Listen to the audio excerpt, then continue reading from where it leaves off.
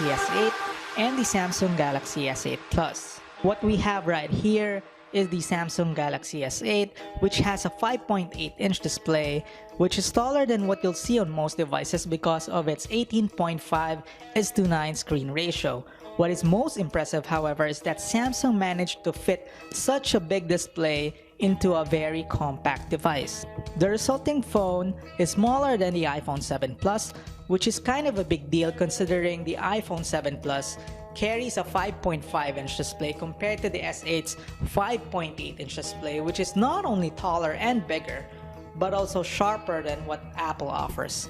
And that is the genius of the Samsung Galaxy S8, because not only did the company come up with a 5.8-inch phone, it also came out with a phone that is smaller than the iPhone 7 Plus and also the Galaxy Note 7 while having a bigger screen. And as you're probably aware of, the more screen, the more space you can type on for your emails, the more space when you're watching movies, when you're playing video games, and given moment. Moving on to the design of the phone, the Galaxy S8 is actually a narrower and shorter version of the Note 7.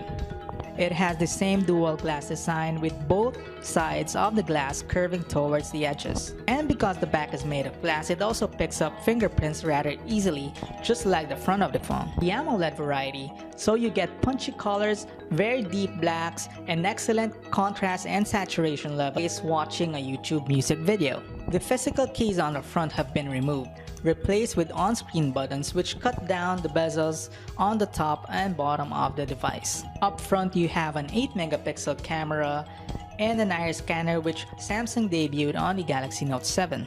The iris scanner works great, it's fast, accurate, and reliable, and we actually found ourselves using it more than the fingerprint reader on the back. But if you're not a fan of either, you can always use your face because the Samsung Galaxy S8 has a face scanning feature to unlock the device. Now about the back-facing camera. On paper, it may seem like Samsung hasn't moved the needle much in the camera department. The sensor around the back is still at 12 megapixels like the S7's, which might surprise some given that most other OEMs seem to agree that two rear-facing cameras are actually better than one.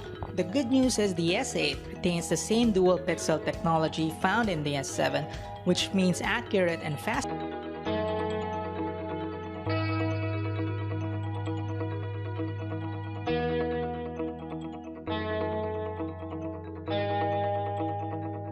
Depending on where you get the phone from, this phone sports Qualcomm's new Snapdragon 835 processor or Samsung's own 8895 chipset.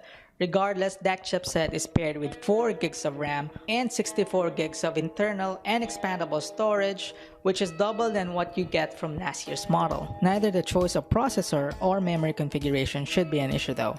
The 10nm process for the Exynos chipset promises greater efficiency, not to mention 4 gigs of RAM is plenty enough for multitasking. Trouble with whatever task we attempted with it. This phone is stupidly fast, faster than any Android phone we've tested, and it shows in the benchmark results. Our unit notched 165,365 points in Antutu benchmark, 6,162 points in our Geekbench multi-core testing. Battery is at 3,000 mAh on the S8 and it supports fast charging. Overall, it's tough to find fault with the S8. Where other manufacturers are messing around with the formula by introducing cosmetic changes that will have little to no effect on user experience, Samsung's newfound design sensibilities actually make a huge difference. That the S8 managed to pack a 5.8-inch screen, not to mention a lot of technology, into a mid-sized phone that's smaller than the Note 7, smaller than the iPhone 7 Plus, still blows us away. That said, if you're in the market for a new, big but not too big Android phone,